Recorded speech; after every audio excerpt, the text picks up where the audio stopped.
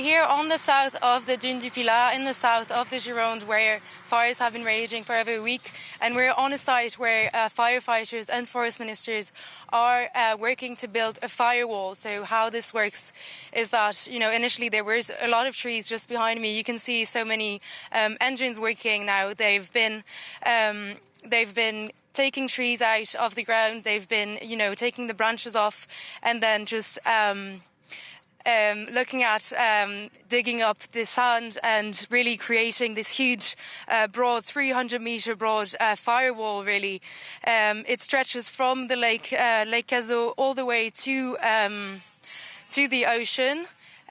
Forest officer told us today that 60 hectares had burned here in the last 3 days, and we saw all along the way. So the road obviously is barred to regular civilians. We were accompanied by authorities, and we could see on the way, trees still burning, trees still, smoke emanating from trees.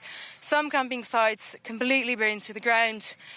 So firefighters here are really, putting the effort to prevent any further damage, really.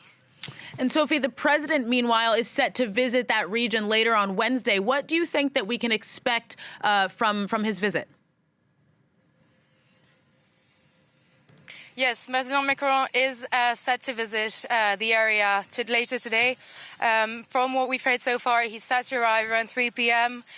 He's set to go and meet some firefighters and other people working on the ground. He's set to go to the headquarters in Teste-de-Bûche and then later to Landiras, which is where the other front of the fire has been burning. His visit does come at a specific time when morale is slightly down amongst firefighters who are, to be fair, quite exhausted. They've been working relentlessly for a whole week, but, as we've seen here on this specific site, efforts are still going strong and everybody's still working together to prevent further damage.